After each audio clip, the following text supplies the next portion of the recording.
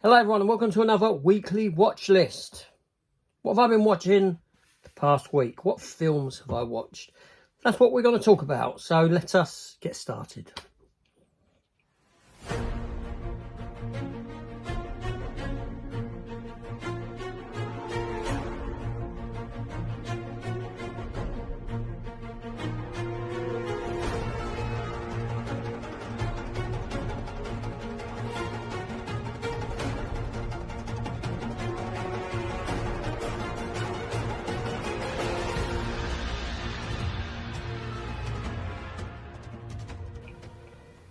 Hey all, welcome back.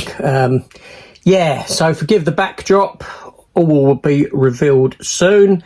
I'm having a change around in my room. My room's going to be different. So it might take a little while, but obviously it may slow things down on videos and what I'll be knocking out and that sort of a thing like that. So, but it shouldn't be for too long, the disruption. These things happen sometimes. So anyway, so what have I been watching? So the game that I play, we'll come to that in a minute, right? The sort of degrees of separation, we'll come to that because that hasn't really played too much of a part in this week's watches. Last week, I think the last film I watched was Wyatt Earp, and the person that I chose or that was picked from that was actually Gene Hackman. It was Gene Hackman.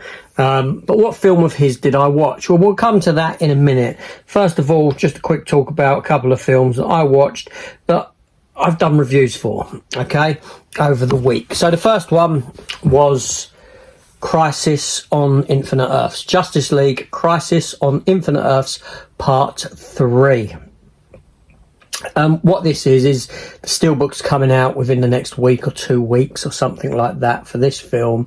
It's the third part of the big event, free film event that closes off the DC animated universe, basically, before it all goes James Gunn. So they adapted the classic story from the 1980s, Crisis on Infinite Earths. Now, Crisis on Infinite Earths was a story that came about in the 1980s because DC Comics realised that their continuity was a mess, was a complete mess. No one understood what was going on.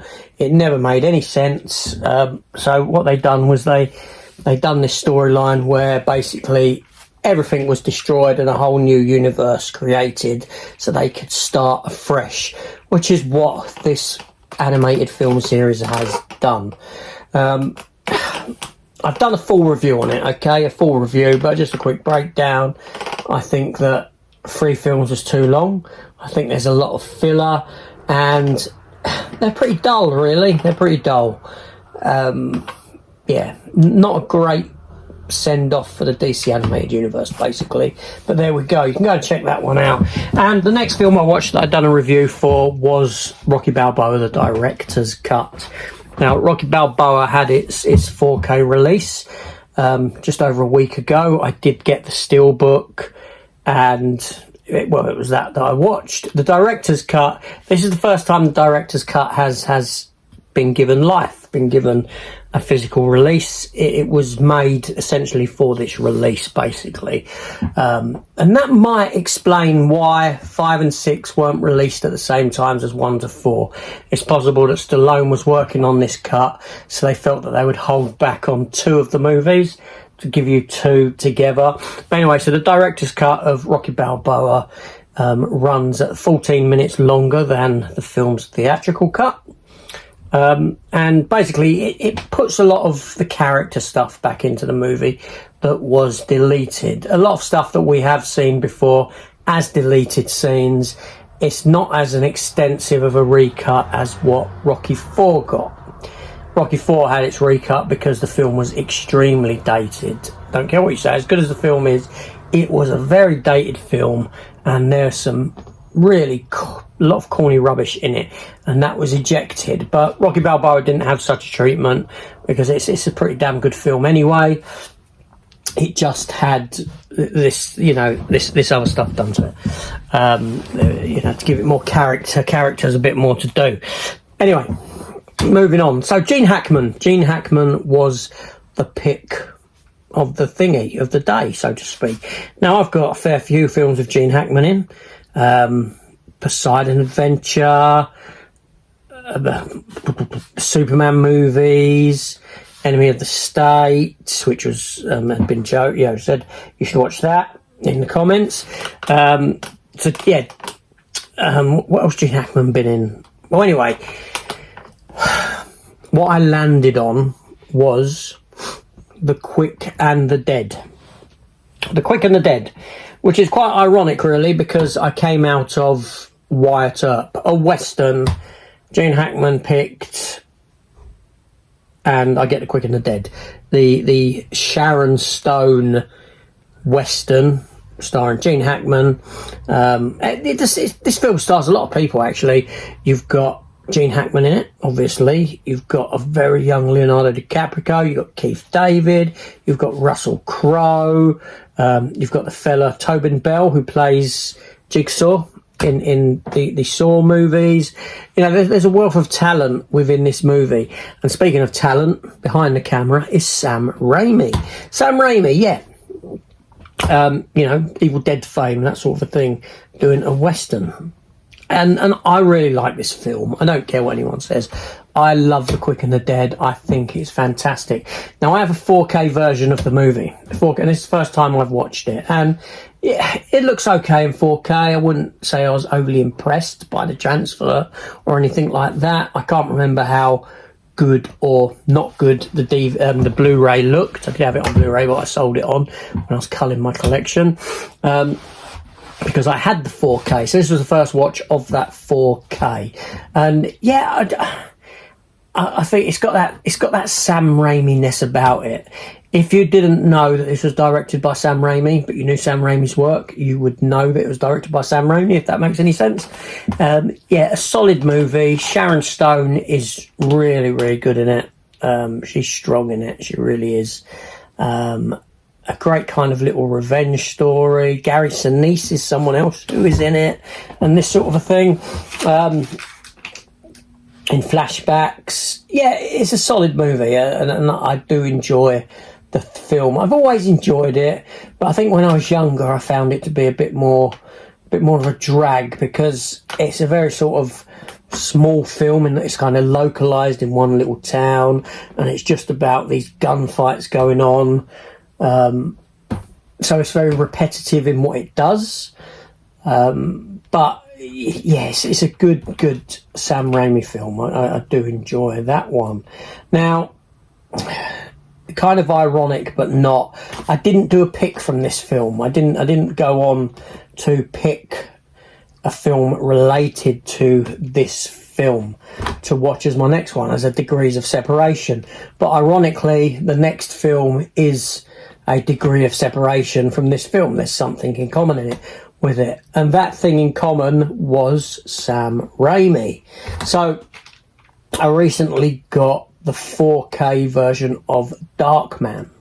Yeah, you know, the Sam Raimi superhero movie before he done Spider-Man. Original superhero movie. It's not based on a comic book or anything. It's an original movie, original piece. Patent Westlake, Liam Neeson, where he gets half his face burnt off in a medical procedure. He has his part of his thingy sliced, so he doesn't feel any pain throughout his body, and that enhances his strength, but at the same time it enhances his anger as well, because he's got no feeling anywhere. Yeah, and I remember the poster. I used to have the poster on my wall when the film first came out. It was a great poster. And it's a good film. It's a good, again, Sam Raimi. It's got that Sam Raimi-esque to it in his filmmaking. But I say but. It's quite ironic, really. The week before, I watched RoboCop. Do you know how similar this film is to RoboCop? I couldn't believe it. I've never really made the connection between the two before, but now I have, because I've watched them in such close proximity to one another. And there was times when I felt that I was watching the same damn film.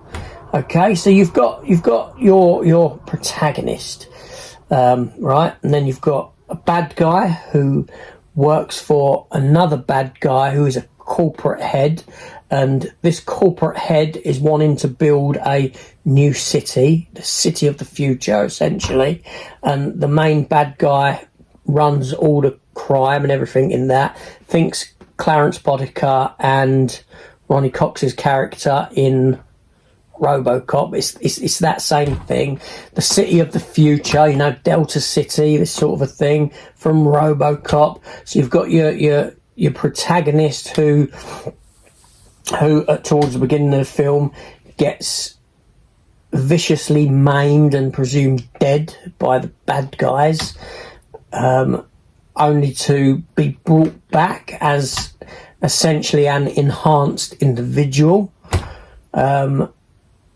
And both of them have lost their humanity. RoboCop's become a robot, and had all his memories have gone. Darkman has lost his face, and therefore any semblance of a life and people around him and his friends and love interest and all this sort of thing. It's the same damn film. Peyton Westlake himself, Liam Neeson's character, hangs out in a run down old industrial building, and RoboCop, you have the steel factory, very similar in look almost. RoboCop's far more vast. There's so many similarities between this film and RoboCop. I couldn't believe it. I've never put two and two together again. They do say there's only so many ideas, and this film, Darkman, certainly, and RoboCop, the comparison certainly shows that, there's only so many ideas. So anyway, but no, I enjoyed Darkman. Like I said, 4K release. I do have Darkman 2 and 3. Now, in the finale of Darkman, we see Darkman take on the face of Bruce Campbell. Bruce Campbell's, I don't know. He has to cameo in a Sam Raimi film. He has to be there. Was he in Quick and the Dead? He was actually. He was in a deleted scene, so he's not actually in the film. But he's has always been listed in the credits of Quick and the Dead. As someone at a wedding. Leonardo DiCaprio's character gets married to what I can only assume is an upper-class kind of prostitute woman or something like that, but some woman in the town, and he's at the wedding, apparently. Now, there is a deleted scene on the disc of said wedding, but I'm not sure Bruce Campbell even made it into that deleted scene. Probably another deleted scene we haven't seen the light of day. So anyway, correct me if I'm wrong. So that was Darkman. Now, from Darkman, my degrees of separation, I'm not going to carry on from Darkman, because Darkman was only a degree of separation by chance, coincidence. So my degree of separation next time around is going to follow on from The Quick and the Dead. But that's going to be some time before I can get back to that, when I get all the films back on shelves and I know where I'm at. At the moment, I don't know where anything is. Hence why I'm not even holding anything up saying I watched this film, I watched this film, I watched this film. But there we go. So anyway, moving on from Darkman, I watched The Exorcism. The Exorcism. Now, this is Russell Crowe's new film, or newish film. Not to be confused with The Pope's Exorcist that Russell Crowe done a year ago, where it was exorcism related and he was a priest. Only in this film he is playing an actor who is playing a priest, and he suffered some issues in the past in his life. He's turned to drink and being intoxicated previously and this sort of a thing, and he's trying to get over that. And this is to do with the loss of his wife and stuff like that. And it seems that he's cast in this film where he plays a priest doing an exorcism, but it seems that he's becoming possessed by some demon, which is the demon in the film, which is, I suppose, is a real demon. I don't know. And anyway, I say I don't know because I got bored. I got bored very, very quickly during this movie, in no time at all. So much so that I would have switched it off. I would have switched it off if it wasn't for the wife sat there watching it, who said, I want to watch it. I want to watch it to the end. So I had to sit there and endure the rest of this Russell Crowe movie. I say I sat there and I wasn't glued to the screen. I didn't have my eyes tacked open or anything like that. I was on my phone. I was on and off, looking at the screen, looking at my phone, looking at the screen. But all I can tell you is it bored the crap out of me. There's nothing more I can tell you. Was it a good film, wasn't it? I really can't say, other than, yeah, it was boring. I'd rather have rewatched The Pope's Exorcist, which I actually really enjoyed. So, there's only one more to talk about, one more film that I spoke about, and it's well, ironically, speaking of RoboCop, I watched RoboCop a week ago.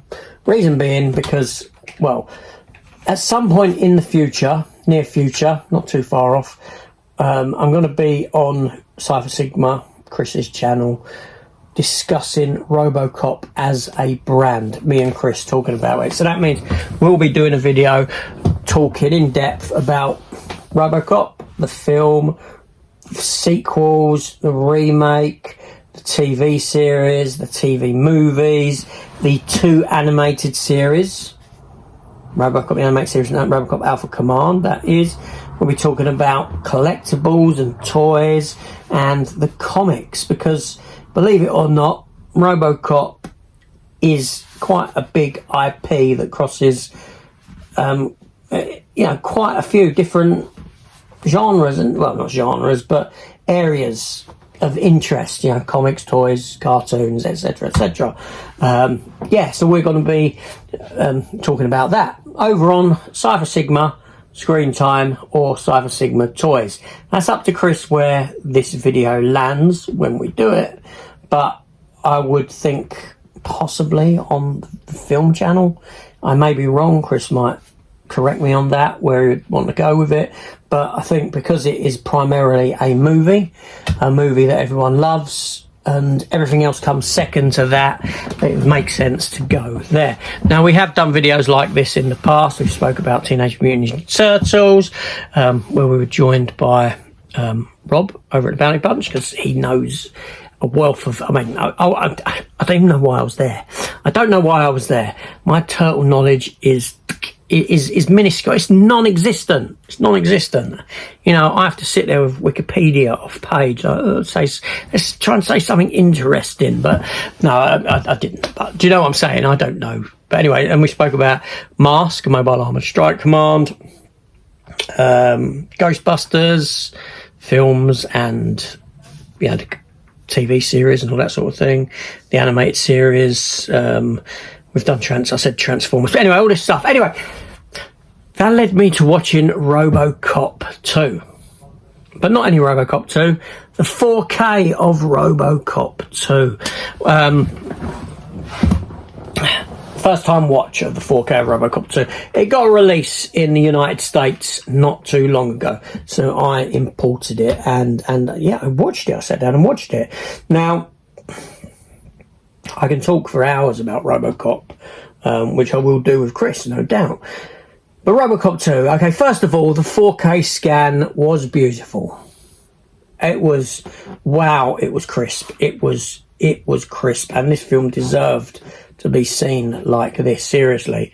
Now, the RoboCop 4K, the first film, I hated its clean, crisp look. I didn't like it. I wasn't a fan at all, and I said that at the time, that and anyone who wants to watch RoboCop, I'd say go and just watch the standard Blu-ray. You need that grittiness for the film to work. You need it there. It makes the film that much better. To take it away detracts from the movie. But then a year ago, I'd done a video on beginning of this year on films that should be given a 4K release. It may have been later last year I'd done this video. One of the ones I mentioned was RoboCop 2. And lo and behold, a few weeks later, or a month later, it was announced to be coming out. Coincidence again there. It's just nothing more than coincidence. Anyway, the film looks great. The film looks great because RoboCop's suit is more bluer in this film. It's got more of a blue tint to it. And wow, it looks great in 4K. And that chair's annoying me, rubbing up against that bookcase. So in 4K, this film, you know, it's so crisp. There's scenes at the beginning of the film that are almost, it's got to be, this sounds really bad, but you know the sort of luminescent look of Batman and Robin? Yeah, there's scenes at the beginning like that, and it looks, you know, it picks up the colours and this sort of stuff, and the darkness against these colours look fantastic. As they did in Batman and Robin 4K, it looked fantastic. But yeah, so this film, yeah. Now, RoboCop 2 is a film written by an individual named Frank Miller. Now, Frank Miller is a renowned comic book writer. He's done seminal runs on things like Daredevil. He's done seminal runs on Batman. He wrote things like 300, Sin City, this sort of stuff. And he's probably most well known for The Dark Knight Returns. He's the fella who made Batman dark. He turned him into the Dark Knight. This was him.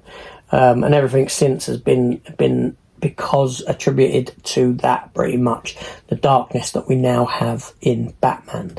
So, yeah, so anyway, he wrote this film. And it's unfortunate that RoboCop 2 runs for about 2 hours, 2 odd hours, and it feels it. It does drag. I enjoy the film, but I know what I'm watching isn't a great film. It lacks what RoboCop 1 had. Now, I've always said that RoboCop is a one and done movie. Yeah, in the story of RoboCop is about a man losing his identity and his journey to rediscovery, essentially. That's what RoboCop is. So once you've reached that goal, you've got nothing else to tell. Now, one of the major problems with RoboCop, not going to be really knocking it now but I love RoboCop, but I'm going to be like knocking this film. You're going to be saying, well, why'd you buy it? Because I like RoboCop, right? I like the TV series. I don't particularly like RoboCop 3, but I'll come on to why I like the TV series. So, the problem with RoboCop is that once you've reached that goal of the first film, you've got nothing else to tell, no more story to tell. Now, this film started off fine because you had the stuff with his wife and child, but that's written out of the story in no time at all. RoboCop obviously remembers his life, and we get a bit where basically RoboCop's been stalking his wife and kid. Yeah, she looks out the window and she sees him parked up the road, you know, just looking and watching. And she goes to sue OCP about it. She wants to sue OCP over RoboCop, basically stalking her. And she's brought in, and RoboCop's made to tell her that your husband is dead, that they made RoboCop look like him to honour him, and all this sort of nonsense, and that he doesn't know who she is, basically, and at that it's over. That's done. But you need that heart. You need that you know, emotional core to the film, and that's one of the ways you could have gone with a RoboCop sequel, where it's all about that journey with his wife and his son, and them coming to terms with it. And I'm not talking about a melodrama. You have your other stuff as a B story, so to speak. You have these two things going on. Now, the only other way to take RoboCop well, there ain't no other way to take RoboCop other than, if you're not doing that, you've got let's create a bigger, badder robot, which is exactly what this film does, or let's do a police procedural story, which is where it opens up itself to a TV show. So that's why I enjoy the TV show, because like a million other TV procedurals, it's just a TV procedural with RoboCop in it. and it works for me. Yeah, I don't need the violence and the satire and all that, because I'm watching it for getting something different out of it, shall we say. And that's one of the films, this film tries with its satire, but it kind of falls flat. There's a chunk of the film where it seems like RoboCop and Nancy Allen's Lewis just sort of vanished from the screen. Lewis has got very little to do in this film whatsoever. Kane is a good villain. He's a decent villain. Tom Noonan playing the character. And one thing I will say about this film is when I first watched it when it came out, which was, I believe, 1990, it had a profound impact on me in that I thought Kane was as scary as hell when he becomes the robot. The scene where the robot's sent in to kill the mayor and the villains at the same time, when the little kid's taken over the role of the leader villain, the way it's shot in darkness, and you've got the lights of the robot which are beaming out, so you just get a silhouette look on it of it and this sort of thing. And it's just the harsh nature of this robot.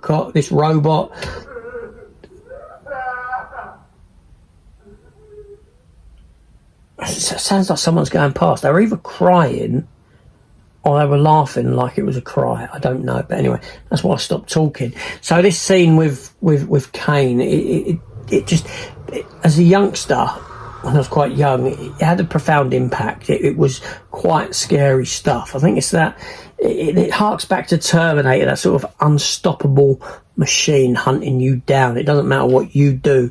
You're sleeping, this thing's still going. This thing's still going at it, kind of a situation. And the bit where the girl sees the machine and she thinks that, she realises that it's Kane, and she's like, affectionately touching the robot, and then it goes to anger and grabs her and just like snaps her neck, sort of a thing. That sort of stuff. The way it guns down indiscriminately. It was a good villain. It was a good villain, and a lot of great special effects and action in this film. The scenes where RoboCop's, on the front of the lorry that Tom Noonan's driving, and it's brushing down against the brickwork of it's got some good stuff in it. The opening scene of RoboCop is fantastic. The scene where the police car gets blown up with a bazooka, and then RoboCop steps out of the flaming police car. Brilliant stuff. This is a mixed film for me. I like it a lot because it's RoboCop, but I know what I'm watching. It has got a wealth of problems in its narrative, in its structure, in its the speed that it runs at, so to speak. Do you know what I mean? It's very clunky. It's a very clunky movie. But there we go. So I've been talking for nearly half an hour, so I'm going to leave it there. But they're the watches for this week, and I enjoyed doing these because it gives me the opportunity to talk about films that I may not actually ever review on their own. Obviously, I did do a review for Crisis. I did a review for the director's cut of Rocky Balboa. You can go and check those out if you so wish. But yeah, so I will be back with another one of these, but it'll probably be a couple of weeks down the line, 2 or 3 weeks, I don't know. Obviously, I'm going to come out of The Quick and the Dead.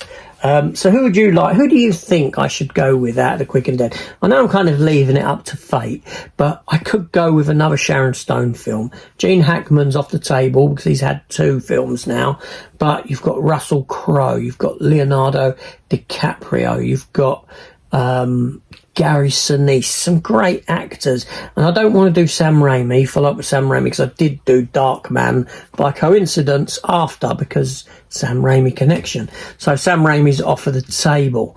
So let me know in the comments down below. As always, if you haven't done, please consider hitting the subscribe button, come in and join the channel, and give it a thumbs up video. That does help with whatever it helps with. Give it a thumbs down if you so wish. Doesn't really matter at the end of the day, does it? But yeah, so I'll see you on the next one. So take care all, and goodbye.